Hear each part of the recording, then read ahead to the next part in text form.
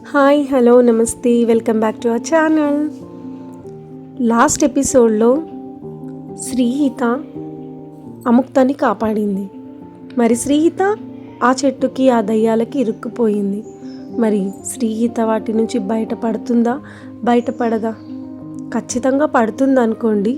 ఎందుకంటే అక్కడ ఎవరిని ప్రార్థించారు? పవర్ఫుల్ హనుమాన్ ఆంజనేయ సుతుడిని ప్రార్థించింది. కాబట్టి కంపల్సరీ ఆ ఆంజనేయ స్వామి వాళ్ళని బయటపడేస్తాడని తెలుసు. కానీ అది ఎలా జరగబోతుంది, ఏం జరగబోతుంది, తను శ్రీహిత ఒక్కతే బయటపడుతుందా, ఇంకెవరైనా ఇరుకుతారా అనేది తెలుసుకోవాలంటే ఈ ఎపిసోడ్లో చూద్దాం. చలో. వాళ్ళు ఆపండి ఆపండి ఆపండి, వద్దు వద్దురో వద్దు అని గట్టిగా అరుస్తూ ఉంటారు. కానీ వాళ్ళందరూ ఆపకుండా హనుమాన్ దండకం చదువుతూ ఉంటారు. వద్దురా ఆపండిరా, వద్దురు వద్దు.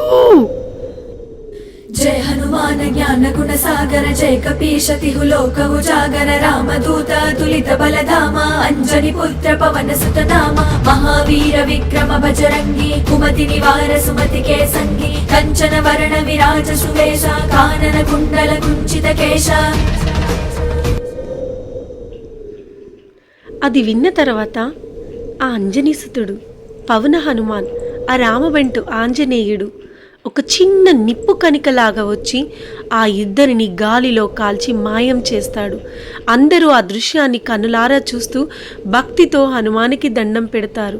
ఇంతలో శ్రీహిత కాస్త కింద పడుతుంది. దెబ్బ తగలకుండా ఉద్భవ్ పట్టుకుంటాడు. సువన కేసరి నందన తేజ ప్రతాప మహాజగవందన రామదూత అతులిత బలధామ అంజని పుత్ర పవన సుత నామ జయ హనుమాన్ జయ హనుమాన్ అంజని పుత్ర పవన సుత నామ జయ హనుమాన్ జయ హనుమాన్.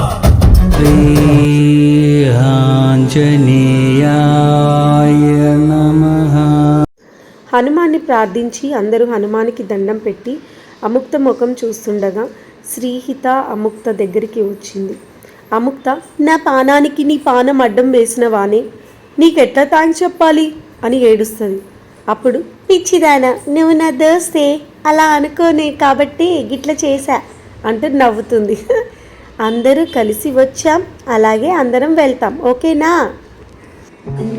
అని ధైర్యం చెప్పి తెల్లవారే వరకు శ్రీరామ రక్ష స్తోత్రం చదువుదాం. తెల్లవారక అందరం అక్కడి నుంచి తిరిగి వెళ్దాం, ఓకేనా? సరే, అందరూ కూర్చోండి, శ్రీరామ రక్ష స్తోత్రం చదువుకుందాం అని అందరూ కూర్చొని శ్రీరామ రక్ష స్తోత్రం చదువుతూ ఉంటారు. తెల్లవారుజామున అందరూ బయలుదేరుతారు.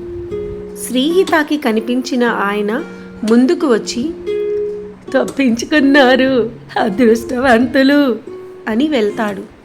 శ్రీహిత తాతా తాతా అని పిలిచినా పలకడు. అముక్త శ్రీహితాన్ని తదేకంగా చూస్తూ ఉంటుంది.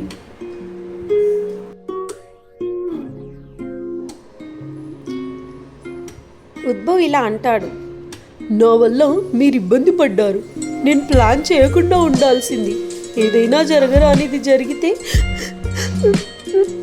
అని ఏడుస్తాడు. ఉద్భవ్, నువ్వే కదా ధైర్యం చెప్పింది, నువ్వు ఇలా అయితే ఎలా అని శ్రీహిత అంటుంది. అముక్త కూడా దగ్గరికి వచ్చి, ఊకోరా ఊకో, అయిపోయిందేదో అయిపోయింది అని అంటుంది. ఉద్భవ్ ఇలా అంటాడు, అసలు నువ్వు ఆ రోజు చాలా భయపడ్డావు, మేము సిల్లిగా చేస్తే అలాంటిది ఇంత పెద్ద కష్టాన్ని ఎలా ఎదుర్కొన్నావు శ్రీహిత, ఇప్పుడు ఎలా ధైర్యం చేశావు అని అడుగుతాడు. అది సిల్లి అని నాకు తెలుసు, ఆ కాలేజ్ గురించి తెలుసుకునే వచ్చా, ప్రిన్సిపల్ మీ గురించి అంతా ముందే చెప్పాడు, అందుకే అంటూ నవ్వింది శ్రీహిత.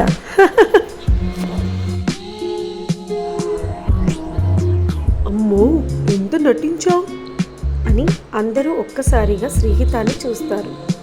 కానీ ఉద్భవ్ ఇప్పుడు ఐఎమ్ సో సారీ అని గట్టిగా ఇద్దరిని, శ్రీహితాని అముక్తాన్ని కౌగిలించుకుంటాడు. ఇంతలో శ్రీహిత, అయ్యిందేదో అయిపోయింది, ఇంకా పద వెళ్దాం అని అంటుంది.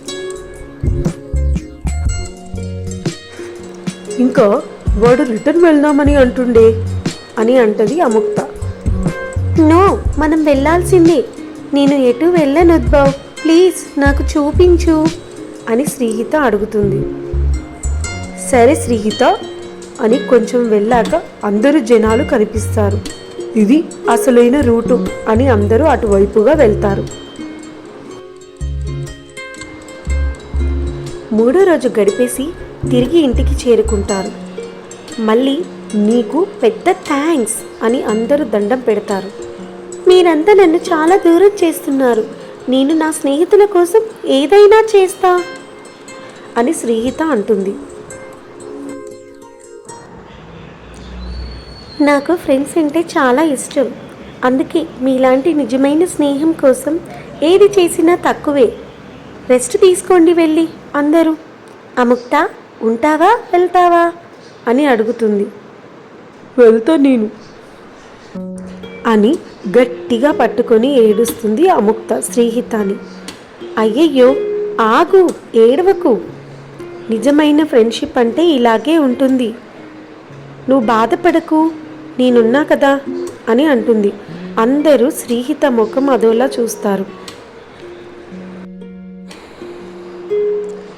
మిగిలిన వాళ్ళు కూడా నువ్వు లేకపోతే మన ప్రాణాలు ఎప్పుడో పోయేవి అని అనుకుంటుంటారు. స్నేహం అంటే నీదే అని ఇంకోరంటారు. అని శ్రీహిత అప్పుడు ఇలా అంటుంది. మనం కలిసి ఉన్నంత వరకు మన స్నేహ బలం ఇలాగే ఉండాలి అని కోరుకుంటున్నా. అందరూ గట్టిగా నవ్వుతారు, హ్యాపీగా ఉంటారు.